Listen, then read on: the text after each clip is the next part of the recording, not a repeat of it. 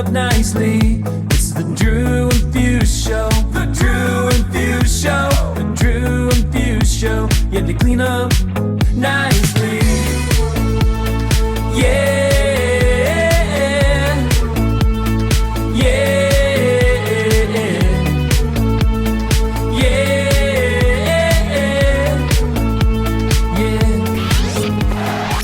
Hello. That song though could use a remix. The song. We're here with the creator of the theme song himself. The creator. We still get compliments on that song every single time it's played if someone hasn't heard it. So you knocked it out of the park. Knocked it out of the park, little buddy. Yeah, I'd had a plan that next time you guys had me on here that I was gonna like do a remix of it or something and then like give it to you guys to like surprise listen to it when the show started or something, but there wasn't enough time. It's all good. Well, next It's all time. good. Well, next time we have to give you more than a day's notice, too. So that's on us. We ruined the surprise on ourselves. What's been up? What have you been up to? I've been busy. I've been making a lot more music. I've been trying to do a lot of originals. Trying to get my Spotify popping. It's kind of interesting. It's very related to the DJ world, but also somewhat separate from me because while I do DJ some more electronic directed shows, it's not my main gigs. But I've been making mostly house music. Right. What are we want to talk about kind of that in a minute, but what are your main gigs right now? Mostly still hip hop top 40 open format clubs. This last week has been insane though. I think I got back from Vegas like a week and a half ago and I haven't had a day off yet without a gig. I've been wanting to, you gotta let me know next time you go because I've been wanting to make like a monthly trip to Vegas. Hell yeah, why not? But yeah, Friday was interesting. It was my last gig at my Friday residency that I've been at for about 8 years. So that was kind of bittersweet.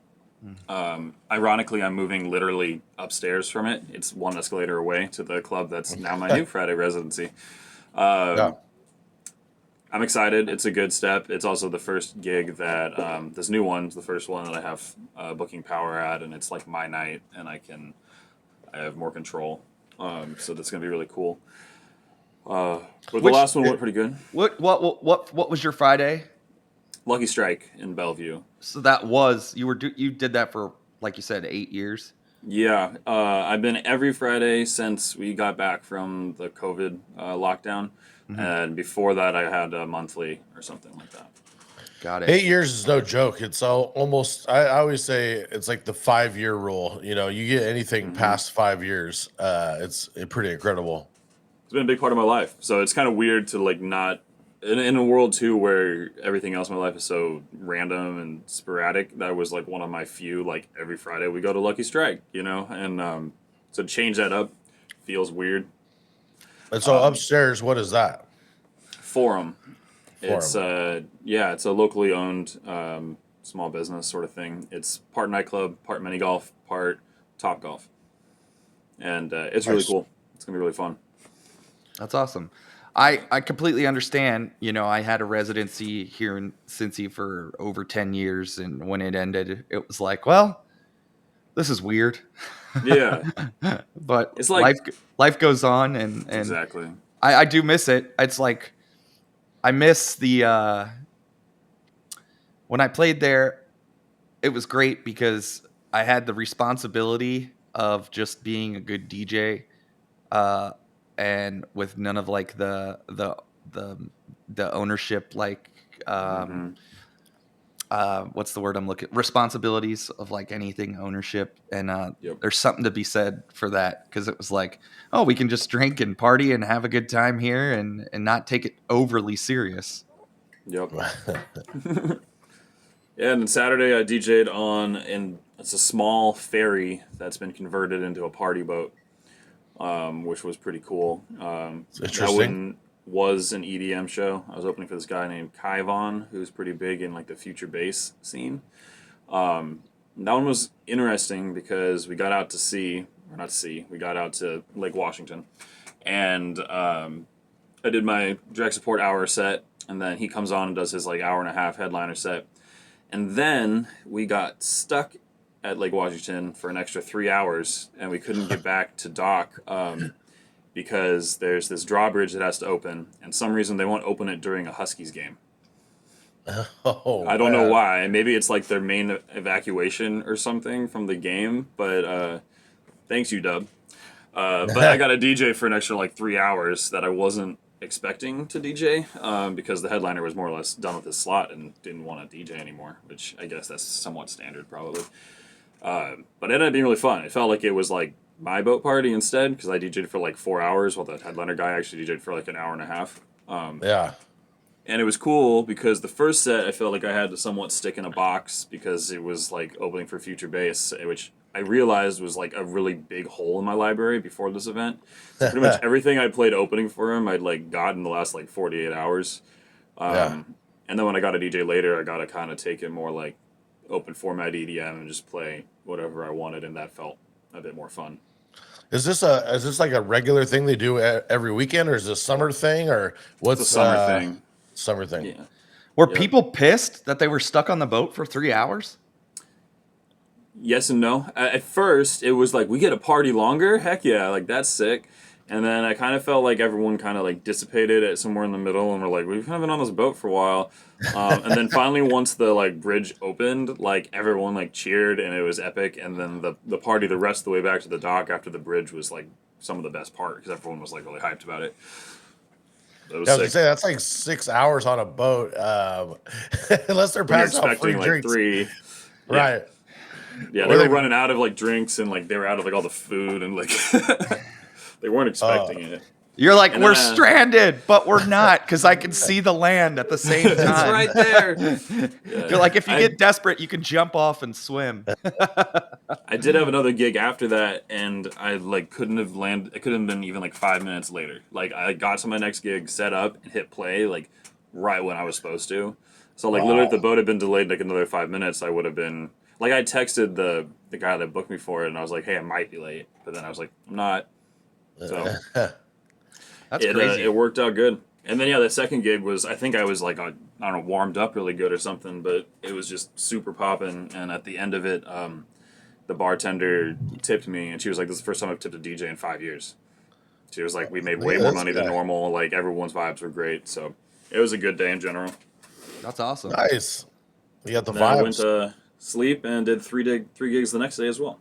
So I'll it was just a long throw this weekend. out there. I've never had a bartender tip me, so I think that was one of the first times for me too. But it was a really good night. I like those times where like you feel like it was like a magic night, like you're like that went perfect, and then some other people like rehash that. right. I do I mean, feel it's like that's rare exaggerated. because a lot of times I'll feel like, man, I had a great night tonight, and then you'll talk to like the bartender. They're like, it was okay. You're like, well, shit. Like, You're like yeah, it is. I feel like you're right. It is rare where it's like it all kind of lines all up lines and up. everybody's yeah.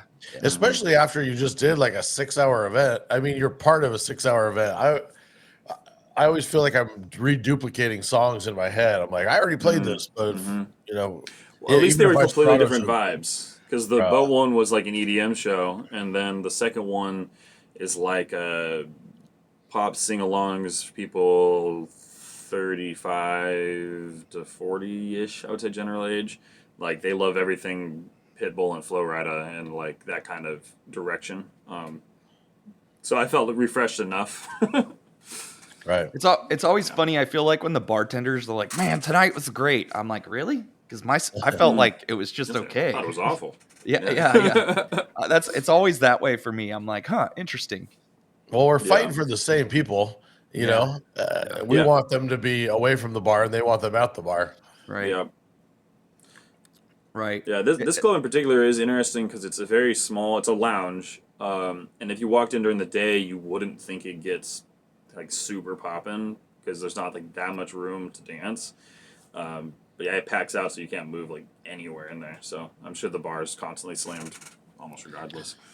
Those are always the best spots. The ones that aren't like overly big and just fill in and like low expectations. Those are always the most fun.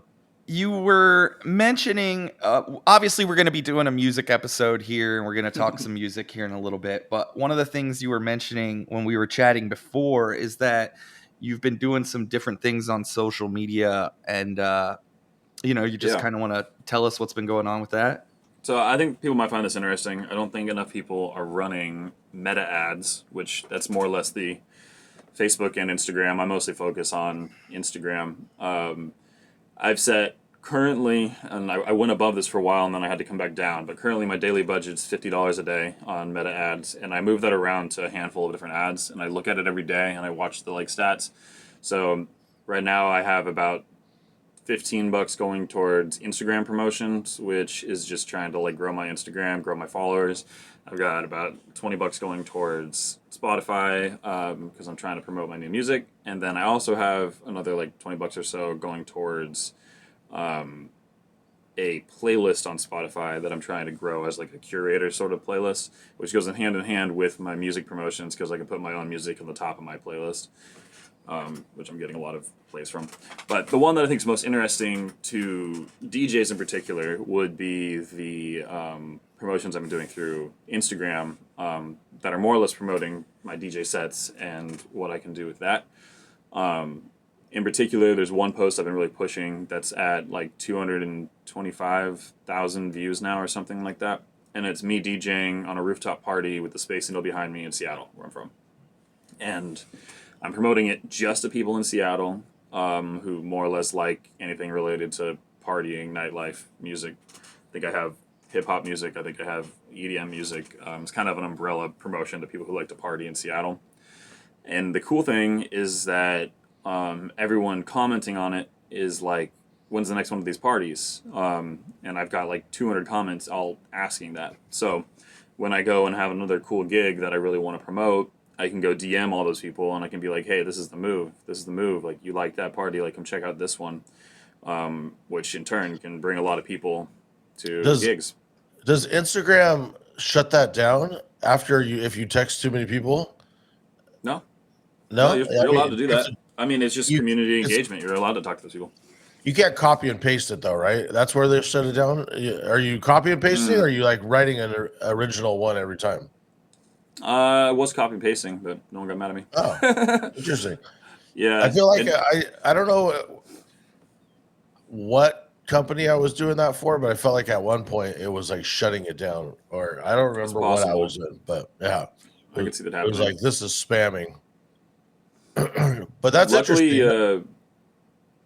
There's people, I'm getting people from messaging them, but I'm also gaining somewhere between 20 to 50 Instagram followers a day that are all Seattle based. So they're just watching where I'm going to.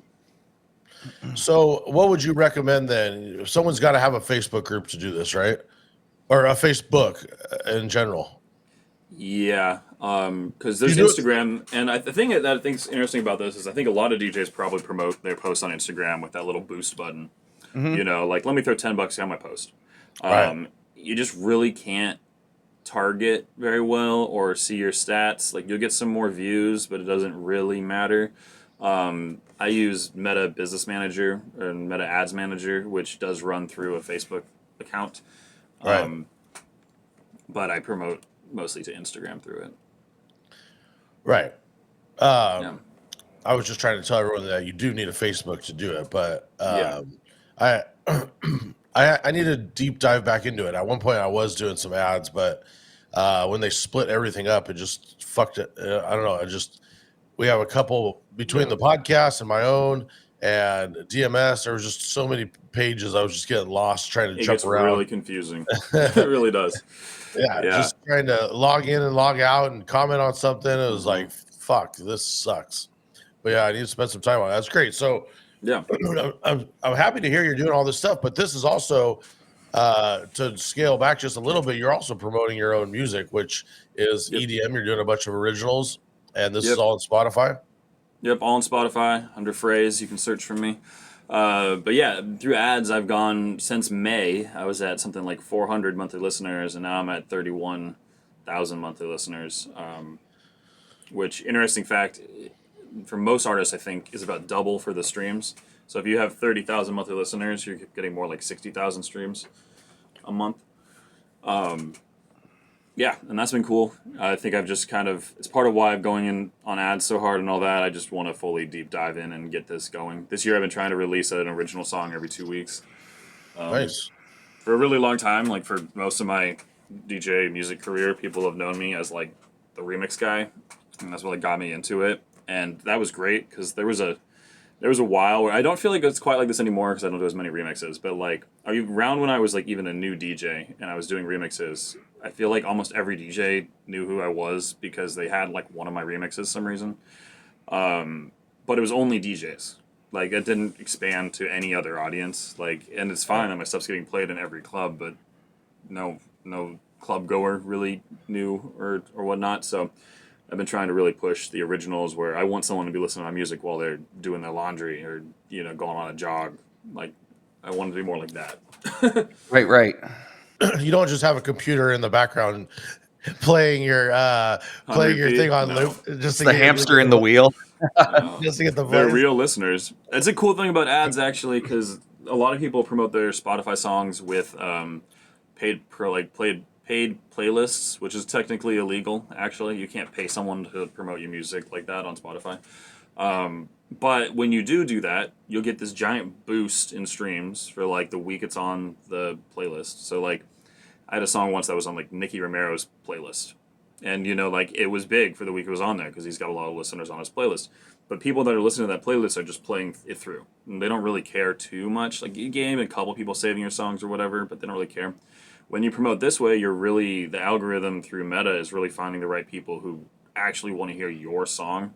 And so I'm also gaining 50 plus saves or playlist ads a day. And then that compiles as repeat listeners because they're putting it on their playlist so that every day they can come listen to my song because they like my song.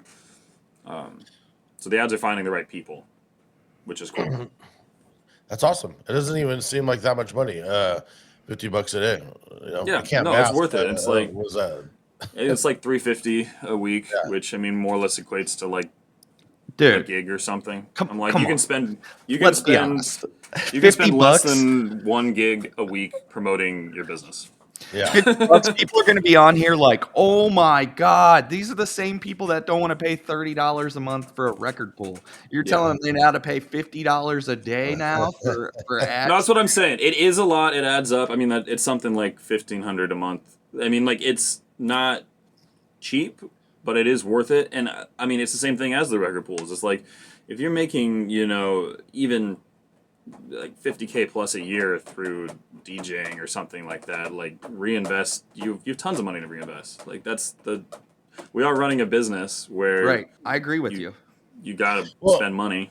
Well, ultimately, if you can throw your own party, if it's building up that much to where people Yeah. want to come see you, you can throw your own party. You can charge more. I mean, Mm-hmm. you'll eventually get it back. So no, that's Exactly. awesome, impressive. Meta, everybody, Meta. go give your money to the Zuck. Yep. You can buy another island. For sure. You know, we've been doing these music episodes and you know we haven't chatted with you for a while and we like getting people back on here that we haven't had and just chatting some music. So today's a music episode. Why don't you just kick us off with one of your first picks, you know, and Let's do it. kind of tell us your theme of your picks for today and what direction you're going. All right, so my picks theme is club sing-alongs. Particularly, I DJ a lot of clubs that are technically open format, but really just feel like hip-hop spots. Mm-hmm. So in a room full of people who mostly want hip-hop, you got to throw in some fun sing-alongs, or it's, in my opinion, no one's going to remember the night. Like, these are the ones that people are going to remember, even in a room where they mostly want hip-hop. Yeah, we were in Vegas and we heard Lil Jon play Whitney Houston. I will always love you. And Like, just see, you remember that. Yeah. You might not remember what other Blase no idea hip-hop what song else he played, but I remember that. Yeah, and a real trick, before I go into these, I guess, that I've been trying to do recently is the goal is to make everyone in the room think you're doing what they like in this way that I've realized. Because I DJ'd this one spot. It's actually my spot that's going to be my new Friday residency. and the other DJ, like the opener guy I was playing with, was like, that night was so great. You played so much EDM. And I was like, okay, cool. And then the like nightlife manager guy was, that night was so great. You played so much 2000s hip hop. We need like only like 2000s hip hop. That was perfect. And even to the point where the next time that other opener guy was back, he was like, should I try to do what we did last time? Right? Like, it was like, yeah, it popped off. It was a great night. And the manager guy was like, yeah, exactly. Do what we did last time. All 2000s hip hop. And the opener guy's like, wait, I thought we did like EDM.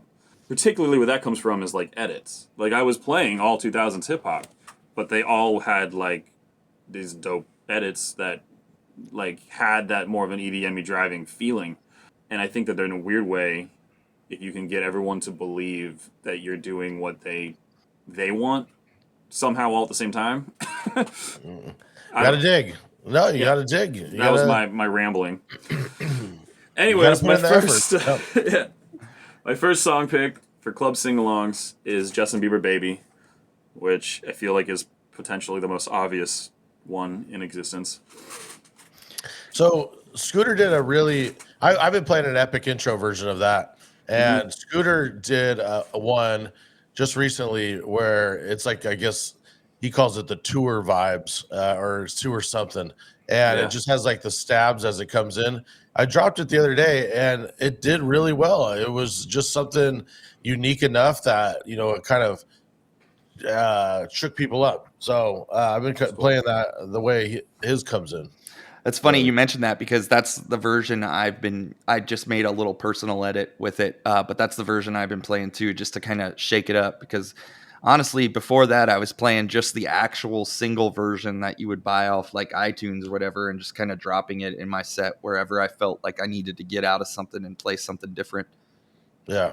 I'll drop, I think I just had that epic intro where it kind of just drops down to sort of like the acapella of like, and then it goes in. And I literally just let the acapella part play, and then it goes into the first verse. And then once it hits the first chorus, halfway through, I switch, I use like stems, and I switch to the beat of No Hands under it, which weirdly works really, really well. And then by the end of that first chorus, it's into the beginning of No Hands, which ties it back to the hip hop people. You don't let the Luda's verse play? Oh man, that's the best part. You gotta play that part. Yeah. I like to be in and out of Baby, but I took my kid to the concert, the Biebs concert, and he only did the Luda verse. He had the little hook, and then it was Luda, and then out. That was all he did. Yeah, my edit goes from the beginning hook to the Luda verse back to the hook again, and that's it. Yeah, I'm gonna start playing it that way. Yeah, that's the way. That's the way. Everybody tries to rap along to it, and it's funny because they can't. So yeah, it's even better.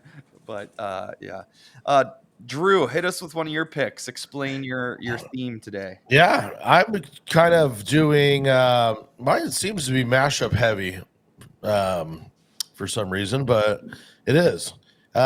So we're talking about mashups and tricking everybody, right? So this is the one, and I already mentioned this one on the podcast recently on the disco housey one. Is the Curtis Mayfield and Mark Knight, and it's moving on up. He made it house instead of the original, but Danny Diggz put out a mashup blend, bootleg, whatever you want to call it, with Kanye West "Touch the Sky" on top of the house version. So yeah, pretty dope. Good way to like switch it up, and like Fraze says, trick everybody that you're playing hip hop and you're playing house. So I'm pretty hyped on that one.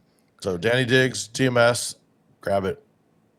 All right, my first pick is these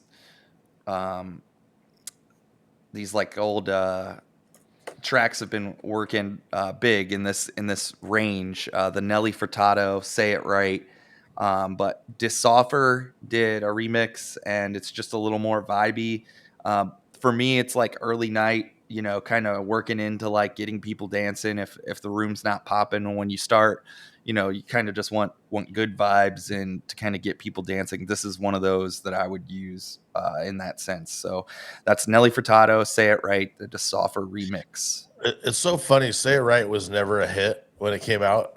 and it's just the fact the way it is now become, such a big one. Is Trip. For But yeah, sure. it's a banger. Phrase, Yeah, we are Phrase. back to you. All right, my second pick, Pitbull, Hotel Room Service, which is another obvious one. That's like normally my first go-to if I'm switching to going kind of up-tempo. It grabs people enough that they are fine with some sort of almost like a jarring is the wrong word, but like if we've been at 100 or if we've been at like 70, and you switch to that, everyone's more than happy to sing along and be hyped by it. I particularly normally play. I have a personal edit that I made that's just a transition edit. It just goes from 100, then it has this hypey build that just goes up to 128 or something like that. During the build too, it has this like, hey, hey, hey, which is always interesting because sometimes that's like some of the loudest part. I get people singing along all night. It's just this transition tool. That's trash. Like everyone's like, yeah, yeah. I'm like, this isn't even a song. And then I'll just drop out of it into like the dun dun dun dun dun dun, and everyone will like lose their mind. DeVille did a really cool version of that where he put the chants on top of the horn part right when it comes in. So I've been playing that. Yeah. The hotel with on top of it with some claps, and just because I feel like when that song came out, the horns are just mastered like shit. Or just the song in general, it's so low and like cranking it as hot as I can, but he kind of fixed that so the chant comes in with the horns and he made it come in a little bit hotter. Yeah, I'm gonna have to. I don't think I have that DeVille one, so I'm gonna need to get that. Yeah, I'll send it to you. Yeah, it's so funny. I agree with everything you just said. How the song is a banger, but the production of the original isn't just quite there. So yeah. There was another transition edit that I used. I can't remember what it was off the top of my head. That goes from 100 beats per minute, and it's kind of the same way you just described, Phrase, where it's like it doesn't actually like really do anything, but just get to the song and allow you to like change tempos, and it works really well. So I can understand probably what that one working really well as well. You almost have to, after doing something like that, hit them with some of the most knowable, because people are kind of like, "What's happening?" And then they're like, "Oh, okay, I get it now." What do you typically play after? The hotel room service quite a lot. That's what I was normally. No, after hotel room service. Yeah, after hotel room service. I don't know. I'll go into whatever. I like in similar tempo range. I like Lose Control, like Missy Elliott, Batman Scoop. Yeah. Cool. Drew, your turn. Yes, I am going with kind of that era, but it's another mashup blend bootleg. It's Sean Kingston and Benny Benassi, Fire Burnin' versus Satisfaction, the Anto mashup, ANTO mashup.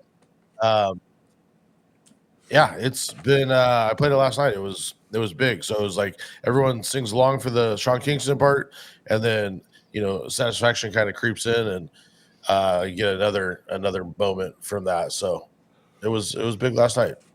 I think I heard that one. Yeah, where did you grab that one from? Do you remember? I actually have no idea.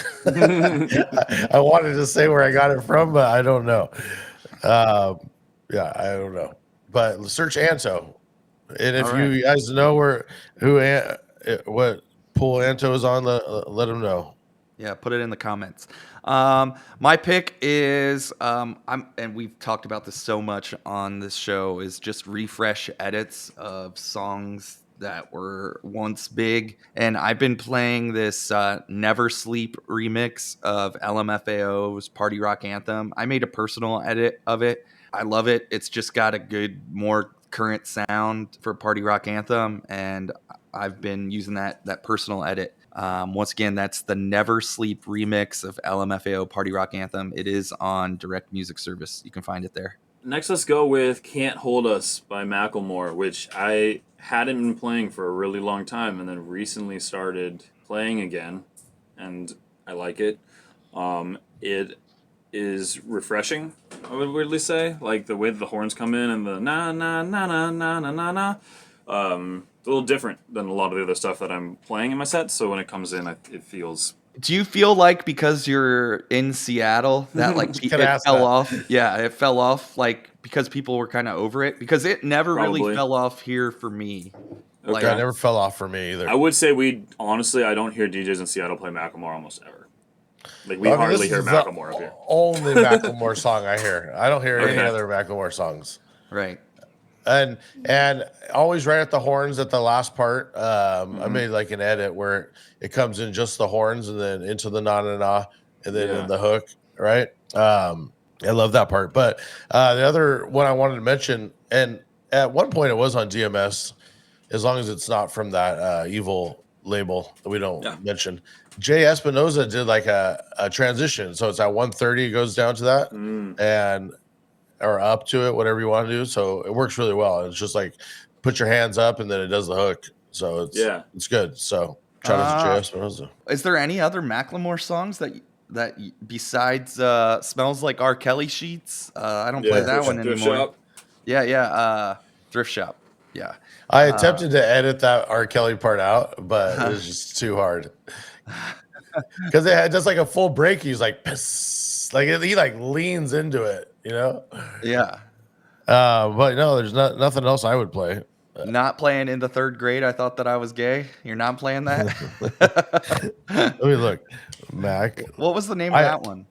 He I have has thrift Oh, and we danced. That's one. That's like before he got big. That it's super fucking random, but you'll every now and then I get people that just want that song, and when it works, it works. It's kind of like Colt 45, right? If they know it and their group knows it, it's like a banger for them. But I'll play some more Macklemore at the Kraken games than I do. That makes sense. He has a song called "Dance Off," and occasionally we would do some sort of like a dance off at the Kraken games, and I would sometimes play that one. I feel like it's lesser known, but it's got good energy. yeah. What about Downtown? Do you ever anybody? I do play Downtown sometimes. I play like Downtown at more like this month, the Washington State Fair. I have a bunch of gigs at it, or like sort of those kind of like your outside. So when you're uptown, you play Downtown. Yeah, I could see. Maybe we need to revisit Downtown with an edit, but it's always flopped for me. But like the hook is good, it just always flops so hard. What It's about a a suburb mashup song. with like, "Baby, are you down, down, down, down, down" with Downtown? Maybe. Wow. Oh man. All right. My pick here. Your pick. Another mashup. This one's off Bar Bangers and Victor Menego. It's Ain't No Mountain High Enough, which that's kind of my little sleeper. It's not a sleeper, but at the club, I don't feel like a lot of people play it. And it's a huge sing along. So he did a bootleg mashup with Majo Lady. So on Bar Bangers, it's Ain't No Lady High Enough, the VM mashup. Yeah, played last night. It's great. Let's see. My next pick here. Okay, so this is just one I really liked. I don't know where I'd be playing this unless I was like maybe like opening for Diplo or like on a main stage myself with like a lot of people in front of me. But Diggz just did this really cool bootleg of Roux In For The Kill over top of Dillon Francis, Take Me Away. And it's just a really, really edgy song. So it's really going to be hard to like get people going to that in any bar kind of setting, dance floor. But that edit is just really, really dope. And I really, really liked it. So that's my pick. Fraze, we're back to you. All right, my next one is Natasha Bedingfield, Pocketful of Sunshine, which I haven't actually been paying out a ton, but I really would like to be because it's like my favorite song whenever I play it. And I need to find a really good edit of it or make a really good edit of it that is a bit more club friendly, but it's just that like, take me away. Like, if you can get people hyped about that, like, it's such a feel-good energy song that I just really vibe with it. Well, was it on TikTok or was it on a movie lately? Because I feel like it's had a major resurgence. I don't know. I've been trying to slip it in for like a year, but it is in a movie. Is it? I'm Googling. It's on something because I feel like there's a resurgence going on with that song. It was in that movie Easy A. Who's in that Easy A movie? It's she was in Superbad. What's her name? It's Emily, right? Emma Stone. Emma Stone. Yes, Emma Stone. That movie was just recently on Netflix, so that could be why. I feel like a good edit of that song could work for sure. I don't have one either, but I definitely feel that it could, and that could be worth putting some time into looking for one / making one.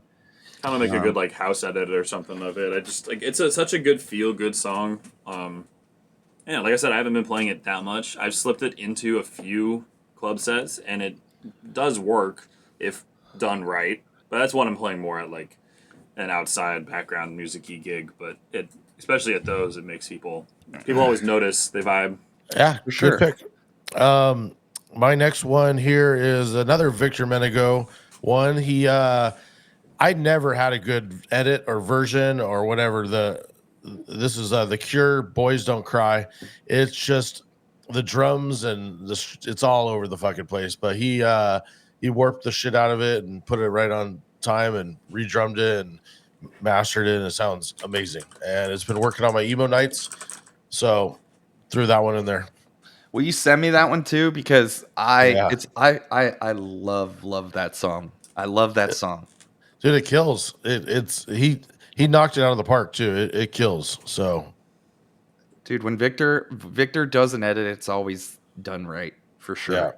Yeah, he nailed it for sure. So, let's see here. Doing. Yes. I remember he critiqued one of mine once, and he was like, "There's a tiny click right there." I'm like, no one else would have noticed that. That's funny. My next pick is I was on Digital Music Pool and I found this one there, and it's funny because Farruko Pepas has kind of fallen off for me at least, but there's this really good edit I found that's got Don Omar, Danza Kuduro as well with it on there, and it's Farruko versus Don Omar, Pepas versus Danza Kuduro, the Sellout MC VIP edit. And why I like it, it's just got like the right amount of both songs without ruining either one, and it goes into a little heavier drop, but not overly heavy to where it's like you can't play it at a bar. So I really like that version. It's my pick. It's a way to still play Pepas that gets a good reaction. It's got the chant in there, but not too over the top. Fraze, we're back to you. All right, I'm going to go with John Summit, Shiver, the Cassian remix, which is one of the very few house songs that I find a hip-hop crowd, it's so big that they know it, and they are fine with hearing it.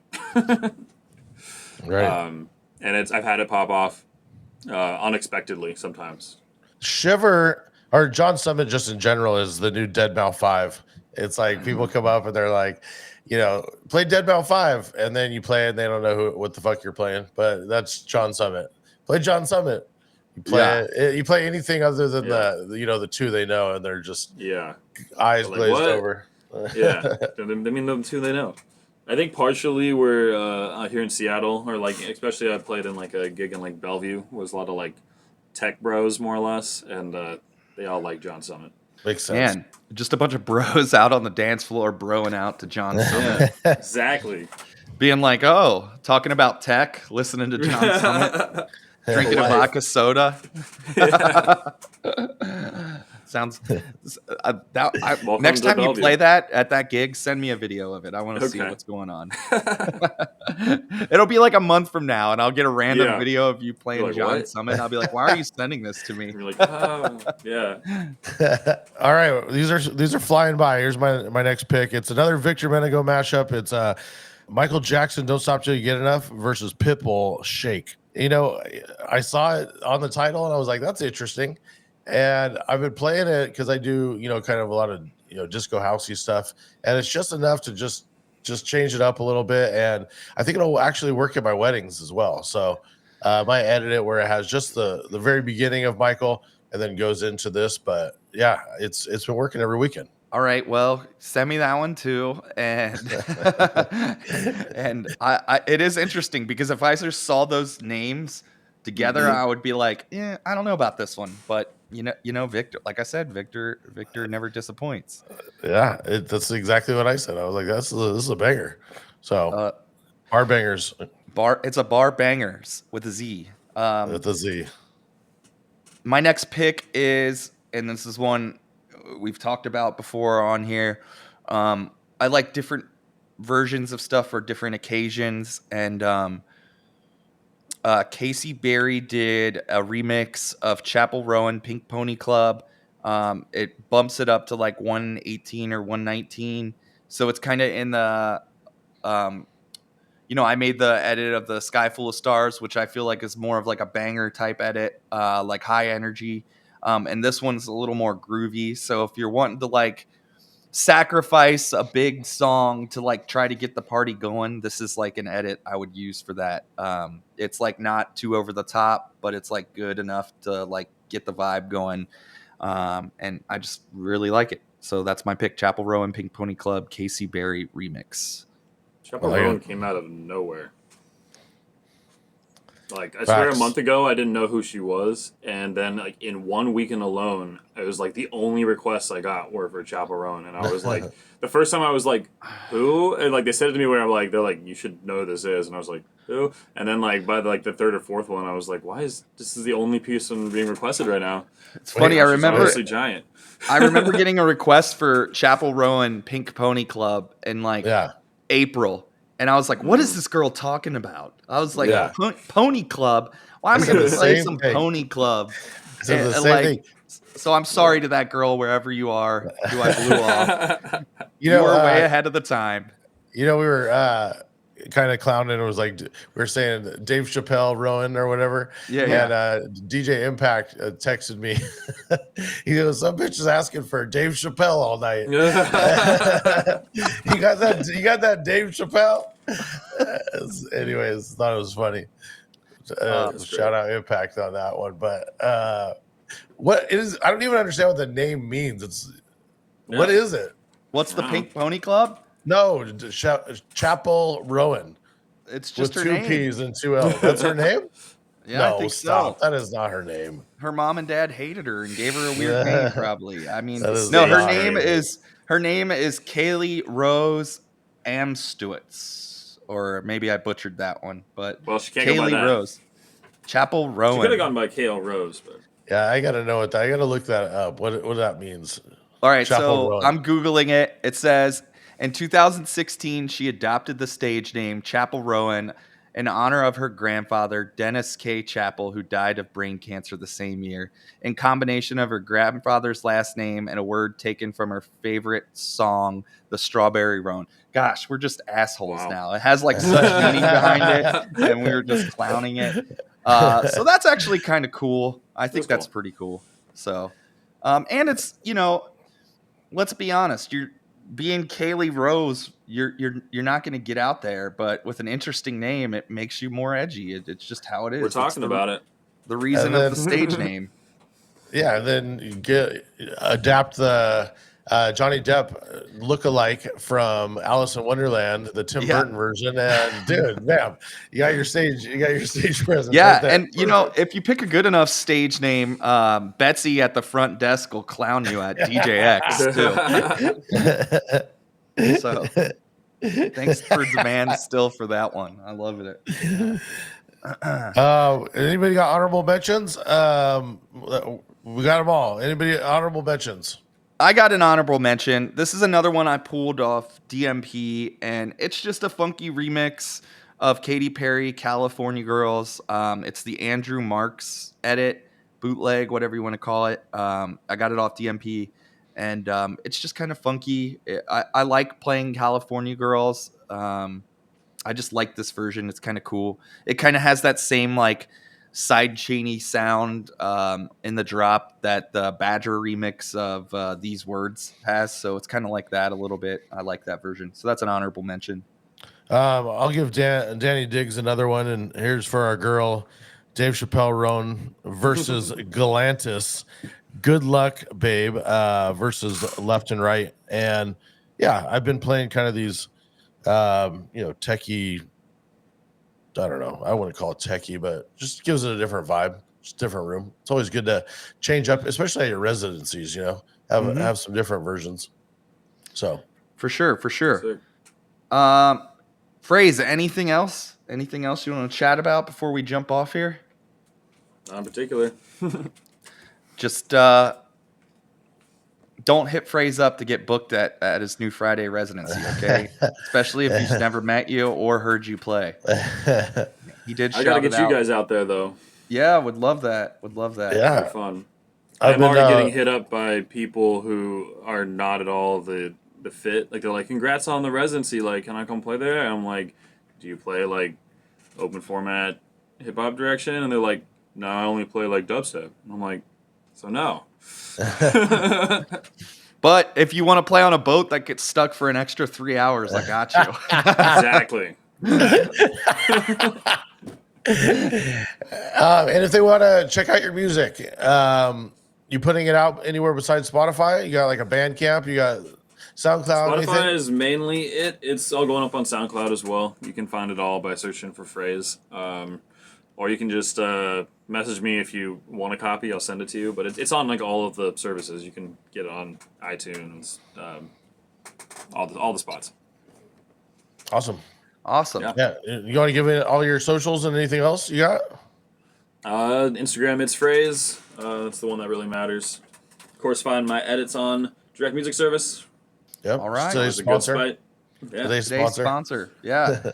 Once again, if you haven't signed up for DMS, you want to give it a try, you can use promo code DrewItandFuseShow. It'll get you 30% off your first month of activation.